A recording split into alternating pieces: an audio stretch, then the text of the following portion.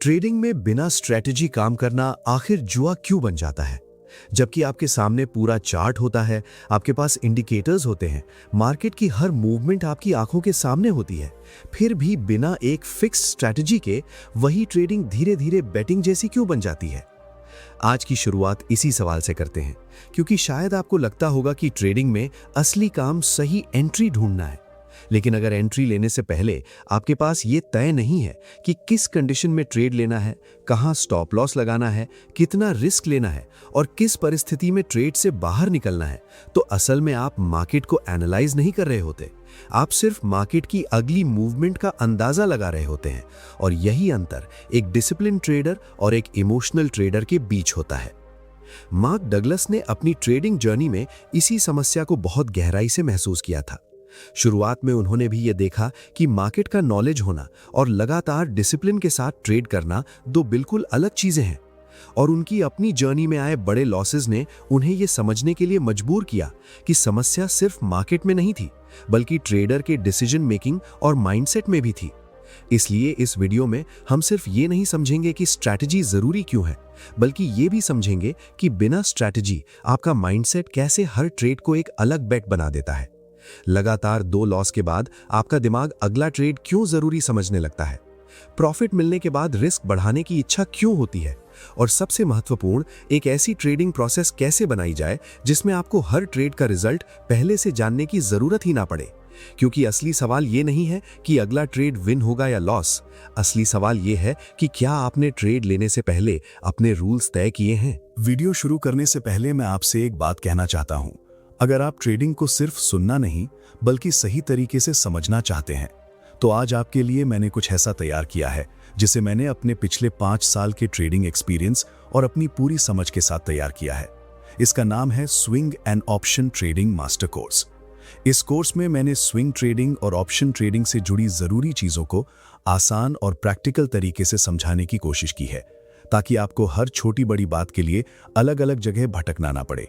और सबसे खास बात यह है कि जिस तरह के ट्रेडिंग कोर्सेज की कीमत आज मार्केट में 10,000 रुपए से भी ज्यादा देखने को मिलती है, उसी तरह की लर्निंग को मैंने आपके लिए सिर्फ 999 रुपीज में उपलब्ध कराया है।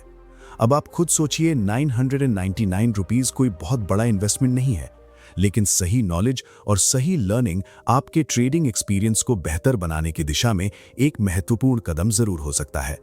और इसके साथ मैंने एक ट्रेडिंग ई बुक भी तैयार की है, जिसकी कीमत सिर्फ 499 रुपीज है। मेरी सलाह है कि कोर्स के साथ ई बुक भी जरूर लें, क्योंकि कोर्स से आप कॉन्सेप्ट्स को डिटेल में समझेंगे और ई बुक की मदद से उन इंपॉर्टेंट पॉइंट्स को बार बार रिवाइज कर पाएंगे। यानी दोनों साथ में आपकी लर्निंग को और ज्यादा स्ट्रक्चर्ड बना सकते हैं। अगर आप ट्रेडिंग को लेकर सच में सीरियस हैं और अपनी लर्निंग पर काम करना चाहते हैं, तो नीचे दिए गए लिंक पर जाकर swing and option trading master course सिर्फ 999 रुपीज में और ई बुक 499 रुपीज में ले सकते हैं। याद रखिए, मार्केट में सिर्फ पैसा लगाना ही जरूरी नहीं है, अपनी नॉलेज और स्किल पर काम करना भी उतना ही जरूरी है। इसलिए अगर आप अपने ट्रेडिंग जर्नी में एक सही कदम उठाना चाहते हैं, तो आज से अपनी लर्निंग को एक नई दिशा दीजिए। ट्रेडिंग में बिना स्ट्रैटेजी काम करना जुआ क्यों बन जाता है, इसे समझने के लिए सबसे पहले एक बहुत आसान सवाल खुद से पूछिए।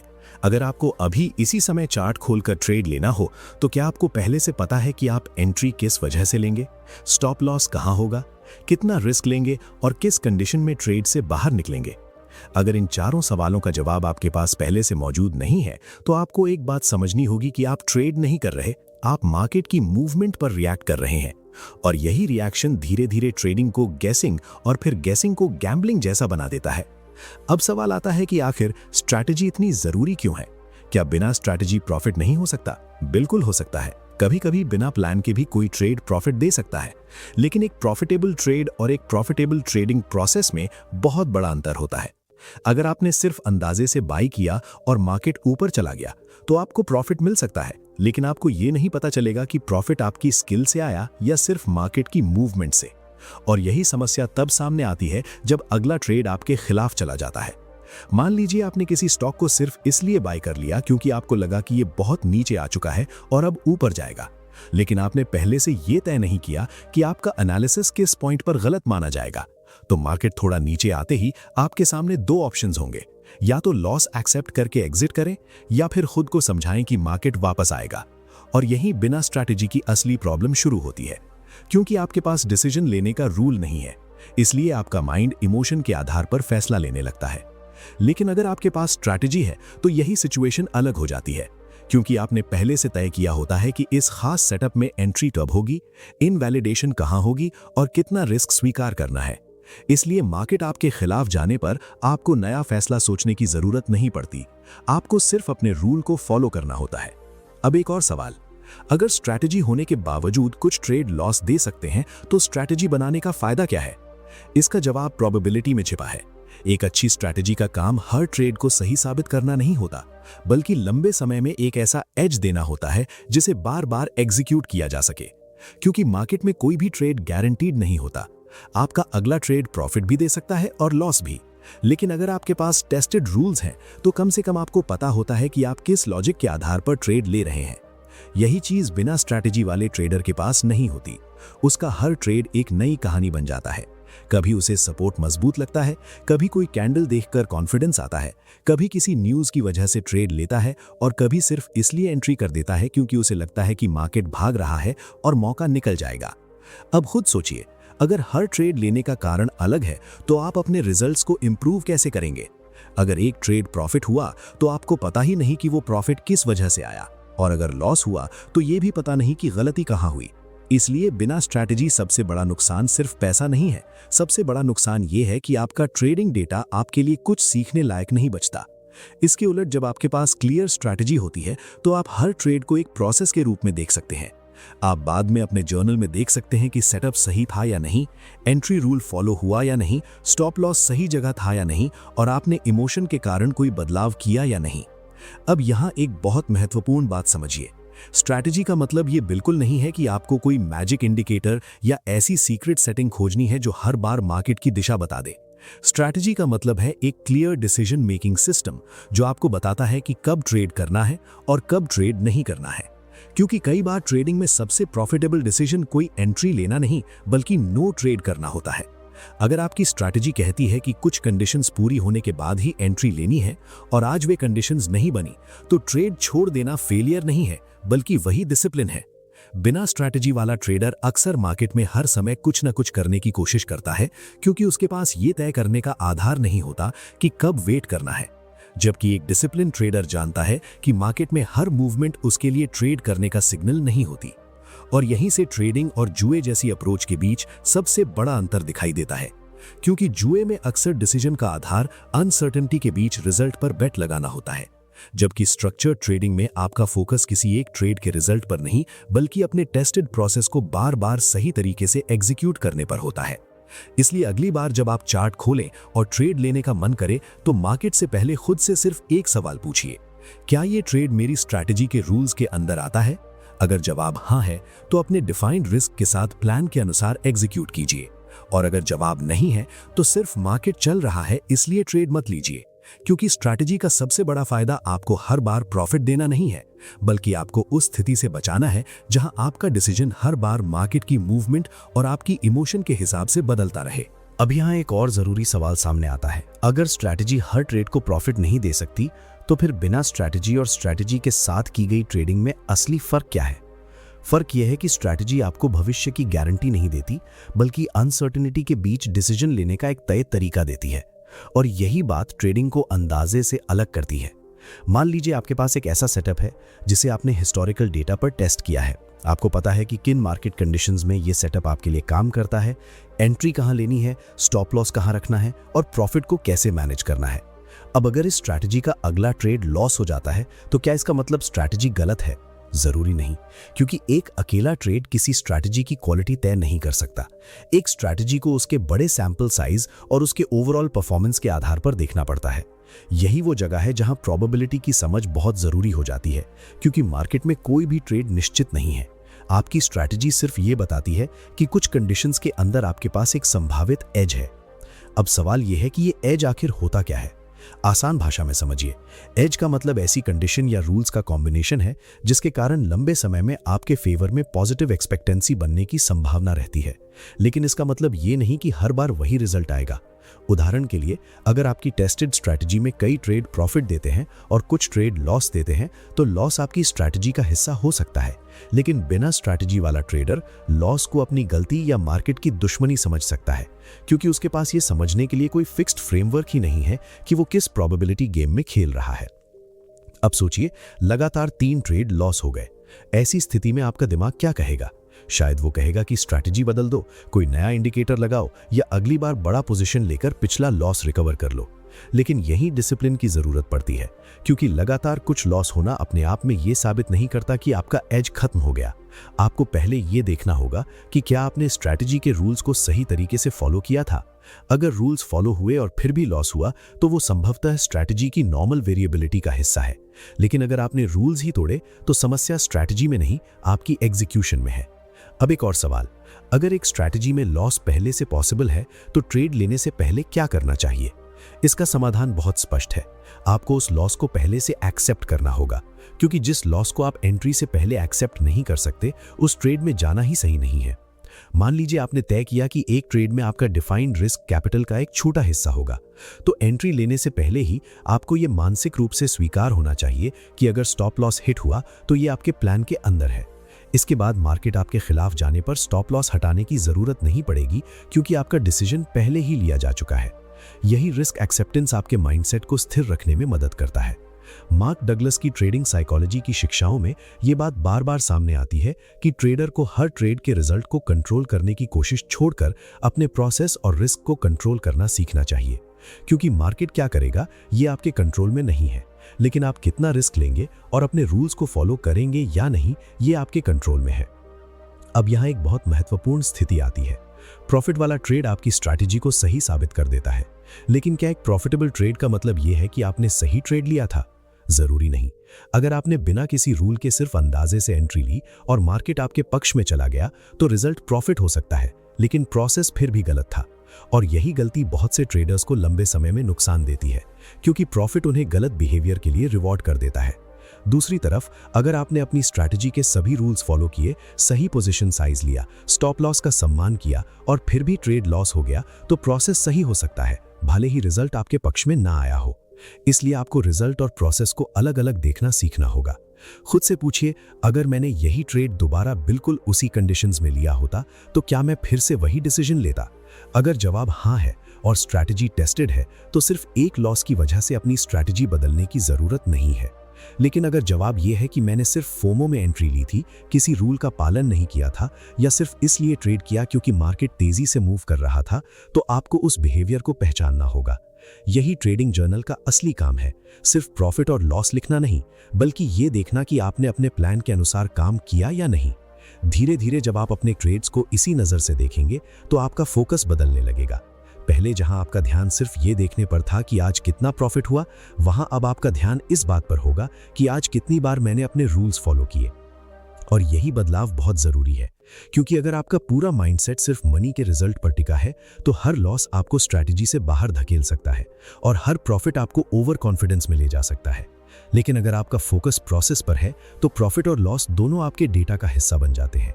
इसलिए स्ट्रैटेजी का असली फायदा ये नहीं है कि वो मार्केट की अगली मूवमेंट बता देगी, बल्कि ये है कि वो आपको मार्केट की अनसर्टेनिटी के बीच एक फिक्स्ड डिसीजन मेकिंग सिस्टम देती है।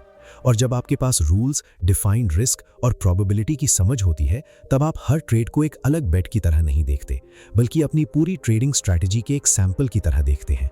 और यही सोच आपको इमोशनल ट्रेडिंग से निकालकर डिसिप्लिन ट्रेडिंग की तरफ ले जाती है। अब यहाँ सबसे जरूरी सवाल आता है, अगर किसी ट्रेडर के पास स्ट्रैटेजी मौजूद है, वो एंट्री, स्टॉप लॉस और रिस्क पहले से तय करता है, फिर भी उसकी ट्रेडिंग बार बार जुए जैसी क्यों हो जाती है?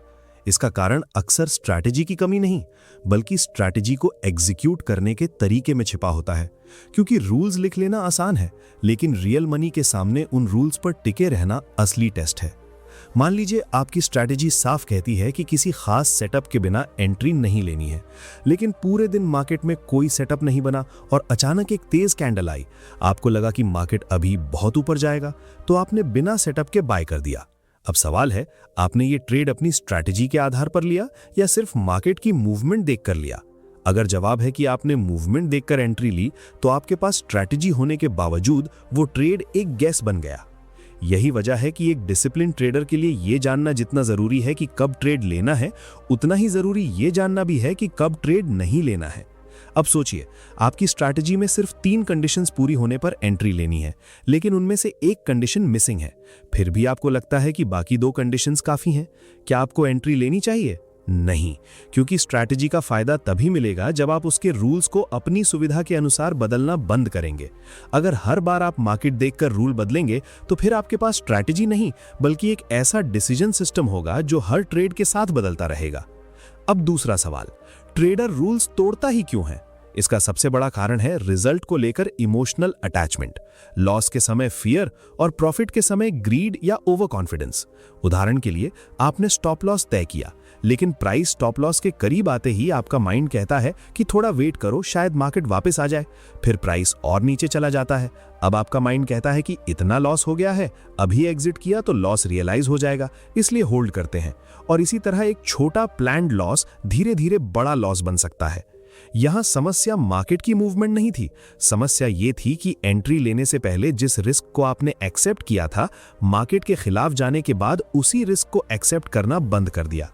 इसका सॉल्यूशन क्या है? सॉल्यूशन ये है कि स्टॉप लॉस को ट्रेड लेने के बाद तय करने की बजाय ट्रेड लेने से पहले डिसाइड किया जाए और पोजीशन साइज ऐसा रखा जाए कि स्टॉप लॉस हिट होने पर भी वो लॉस आपके कैपिटल और माइंडसेट को असहनीय तरीके से प्रभावित ना करे।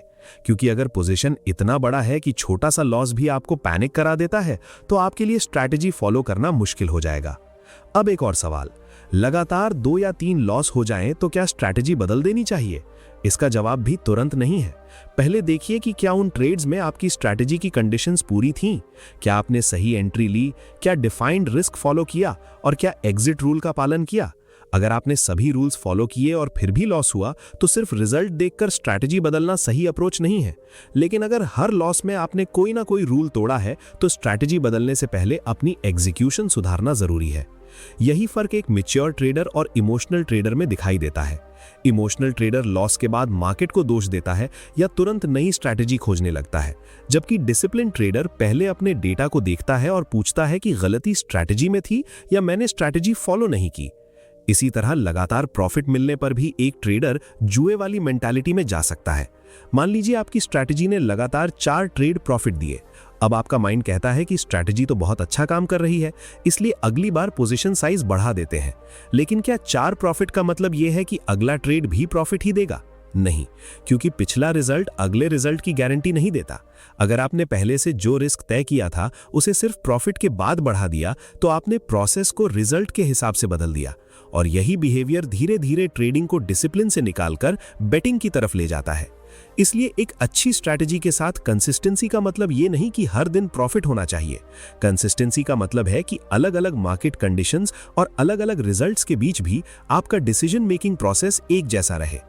मार्क डगलस की ट्रेडिंग साइकोलॉजी की शिक्षाओं में इसी तरह के प्रोबेबिलिस्टिक थिंकिंग पर जोर मिलता है, जहां ट्रेडर को यह स्वीकार करना होता है कि किसी भी ट्रेड का रिजल्ट निश्चित नहीं है और किसी एक ट्रेड को लेकर सर्टेनिटी की जरूरत नहीं है। आपको सिर्फ इतना पता होना चाहिए कि अगर आपकी कंडीशंस पूरी हुई, तो आपकी स्ट्रैटेजी के अनुसार ये एक वैलिड ट्रेड है और इसमें डिफाइंड रिस्क स्वीकार किया जा सकता है। अब खुद से एक सवाल पूछिए, अगर आपको हर ट्रेड से पहले यह पता चल जाए कि यह ट्रेड प्रॉफिट देगा या लॉस, तो क्या आपको माइंडसेट की समस्या होगी? शायद नहीं, क्योंकि तब अनसर्टेनिटी ही खत्म हो जाएगी। लेकिन रियल ट्रेडिंग में ऐसा संभव नहीं है। इसलिए आपका असली स्किल ये नहीं है कि आप अनसर्टेनिटी को खत्म करें, बल्कि ये है कि अनसर्टेनिटी के बावजूद अपने रूल्स के अनुसार एग्जीक्यूट कर सकें। यही कारण है कि स्ट्रैटेजी सिर्फ एक एंट्री मेथड नहीं है, बल्कि आपके डिसीजन को स्टैंडर्डाइज करने का तरीका है। जब आपकी स्ट्रैटेजी क्लियर होती है, तो आप ये तय कर सकते हैं कि कौन सा ट्रेड आपका है और कौन सा नहीं है। जब रिस्क पहले से डिफाइंड होता है, तो आपको मार्केट के हर छोटे मूव पर घबराने की जरूरत नहीं होती। और जब आप अपने ट्रेड्स को जर्नल में रिव्यू करते हैं, तो आपको ये समझने का मौका मिलता है कि आपकी असली प्रॉब्लम कहाँ है। इसलिए अगली बार जब आपको मार्केट में कोई तेज मूव दिखाई दे और अंदर से तुरंत ट्रेड लेने की इच्छा हो, तो खुद से एक ही सवाल पूछिए, क्या मेरी स्ट्रैटेजी ने मुझे ये ट्रेड लेने की अनुमति दी है? अगर हाँ, तो अपने प्लान के अनुसार एग्जीक्यूट कीजिए, और अगर नहीं तो सिर्फ इसलिए एंट्री मत लीजिए कि मार्केट चल रहा है, क्योंकि मार्केट का हर मूव आपका अपॉर्चुनिटी नहीं है। एक प्रोफेशनल अप्रोच में वेट करना भी प्रोसेस का हिस्सा है।